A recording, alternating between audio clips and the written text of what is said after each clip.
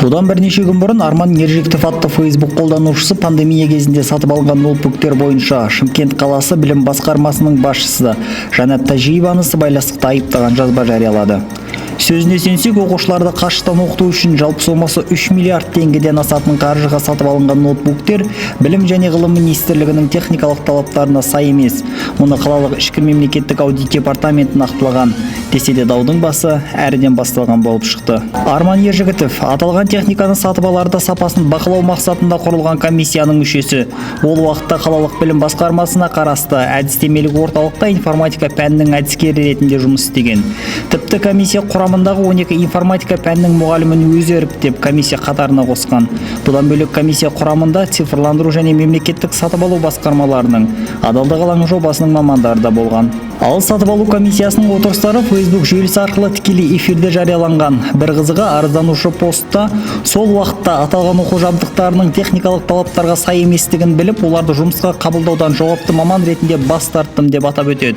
Бірақ оның өзі аталған комиссия отырысында сатып алынатын компьютерлердің сапасы Білім және ғылым министрлігінің талаптарына сай екенін айтқан дәлелі бар. Заключение по ТО фирма Казинтерсервис. Ноутбук соответствует техническим параметрам, планшеты соответствуют техническим параметрам. Арман Ержігітовтің арызы негізінде Қазақстан Республикасы Қаржы министрлігі ішкі мемлекеттік аудит комитетінің Шымкент қаласы бойынша ішкі мемлекеттік аудит департаменті тарапынан тексеру жүріп, сатып алынған 11716 ноутбуктың техникалық талаптарға сай емесін жеткізеді. Бұған білім басқармасы басшысының өз жауабы бар. Сыбайлас және жемқорлыққа қарсы агенттіктің арнайы арыздардың негізінде аудиттік тексеру тағайындалды. Аудиттік тексеру осы жұмысты толығымен арнайы комиссияны құрып, топты құрып, толығымен осы жұмыстарды тексеруді бастады.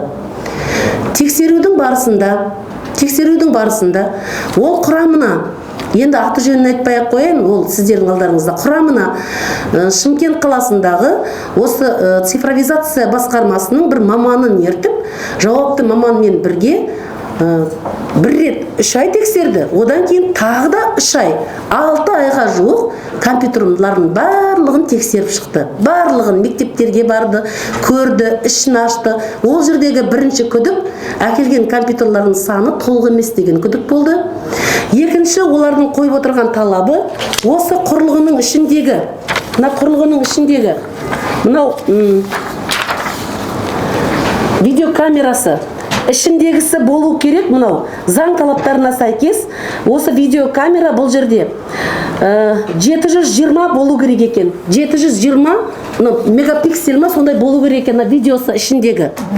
Ал әкеліп отырған, әкелген ноутбуктың ішіндегі видеопикселі бұның ішіндегі, қазір кешірім сұраймын, бұның ішіндегі 3 мегапиксель екен. Бірақ сол ақшаға, сол құнға бірге, комплектімен бірге, мынау тышқаны бірге келді, мышкасы, және мынау видеокамерасы қосымша. Бұл 720 талап қой. Мынау 1080-дік күші бар, қуаты бар. 1080-дік қуаты бар. Міне мынау құрылғысымен келді, былайынан келді. Сол 160 мың теңгеге. Енді мемлекеттік сатып алу заңында өздеріңіз білесіздер, сол кезде компьютерді дүние жүзінен дайындап, барлық жерлері жабық, алып келу мүмкін емес, қиын, бірақ осы камера келді, бірақ бұны қосымша ретінде алып келді. Мемлекеттік сатып алудың мынандай статьясы бар. Егер тауарларға, көрсететін қызметтерге неғұрлым жақсы функционалдық, техникалық пайдалану және сапалық сипаттамалар, технологиялық шешімдер және жұмыстарды неғұрлым жақсы материалдардан жасау ұсынылса, әлеуетті өнім берушілердің тауарларға, жұмыстарға, көрсететін қызметтерге техникалық ерекшелігінің конкурстық құжаттама көрсетілген техникалық ерекшеліктеріне сәйкес болуына жол беріледі. Сәйкес болмауына жол беріледі дейді. Міне, ол мемлекеттік сатып алудың 160-шы тармағы. Жазып қойыңыздар, 160-шы тармағы. Яғни, многофункциональный болу керек, ыңғайлы болу керек, сапалы болу керек. Қосымша сол ақшаның құнында бұл бөлек қаржымен келген жоқ, осының ішінде комплектімен келді. Бұл дегеніміз балаларға біріншіден, балаларға мынау да көрсете алады, прямоймен қазір қосып көрсетем, мынаусы да көрсете алады. Бірақ талапқа сәл сәйкес келмейді, бірақ балалар бұнымен де жұмыс істей алады. Бірақ мына ноутбук балаларға қайта ыңғайлы болды. Балалар былай да жылжытады, былай да жылжытады, қояды. Сапасы жағынан өте сапалы.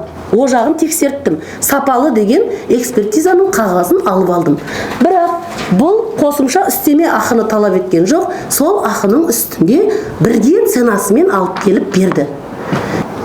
Дегенмен екінші қойып отырған талабы осының ішіндегі батареясына байланысты болды.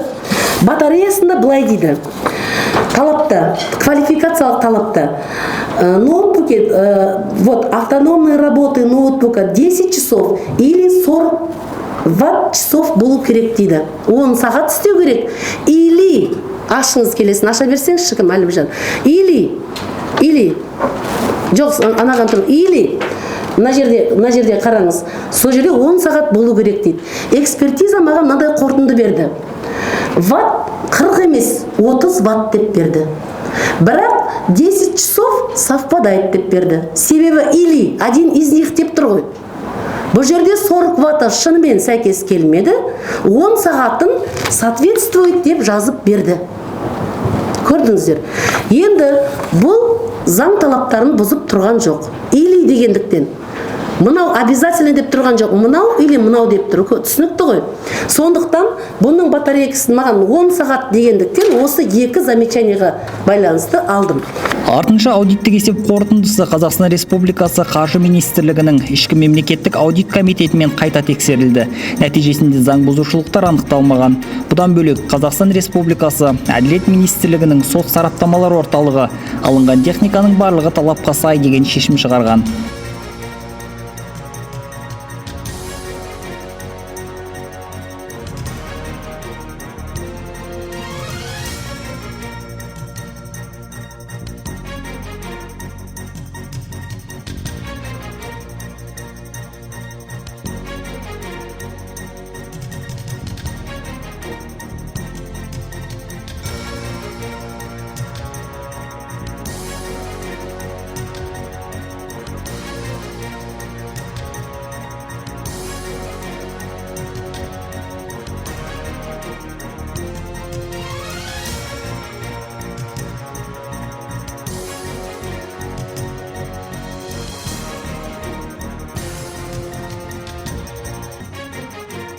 Білім басқармасының басшысы Жанат Тәжиева тапсырысты орындаған компанияның өнімді жеткізетін уақыттан кешігуіне байланысты арыз түсіріп, мемлекеттің пайдасына 43 миллион теңгеден астам қаржыны өндіріп те алған.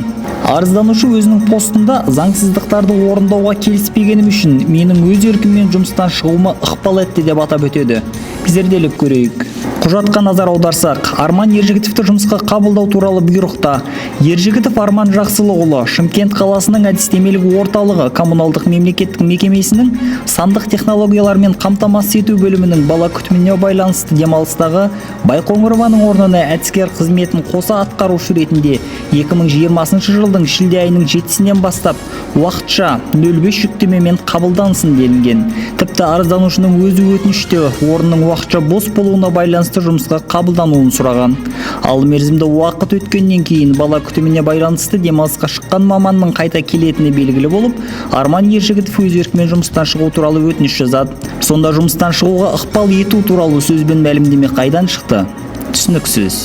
Көрсетілген құжаттар барша жұмыстың заң аясында атқарылғанын айғақтайды. Сонда арызданушының мақсаты не деген заңды сұрақ туады? Мемлекеттік қызметкерге күйе жағу ма, әлде басқарма басшысын қызметтен кетіру ме? Оқиғаның анық-қанығын құқық қорғау органдары тергеп тексереді деп сенеміз. Ал 6 айдан бері психологиялық соққы алып, моральдық тұрғыда жапа шеккен мемлекеттік қызметкердің өз айтары бар. Елімізде өзінің жұмысын істеп отқан мемлекеттік қызмет осы қоғамды, елімізді, үкіметіміздің басшылығымен, президентіміздің басшылығымен бағдарламаны жүзеге асырып отқан мамандарды қорғау да керек сияқты. Неге көп жағдайда құрбан болу керек? Неге біз осындай жағдайда көпшіліктің алдында артық ауыз сөздер естуіміз керек? Қазір осы Facebook желісінде жазды. Оны менің жолдасым, балаларым, ағайындарым, туғандарым, құда жекжаттарым тыңдап отыр. Олардың да алдында мен туралы қандай пікір, мен емес, кез келген мемлекетке осы ұста болды. Қандай халықтың алдында сонда олардың абыройы қалады, мемлекеттік қызметкерлердің. Президентіміздің алдында да көптеген осы өздерінің ойын айтып жатыр, халық айтып жатыр. Сол халық үшін біз жұмыс істеп отырмыз. Халық үшін осы ант беріп осы қызметке келдік. Сондықтан мемлекеттік қызметкерлердің де жан айқайын түсінесіздер деп ойлаймын.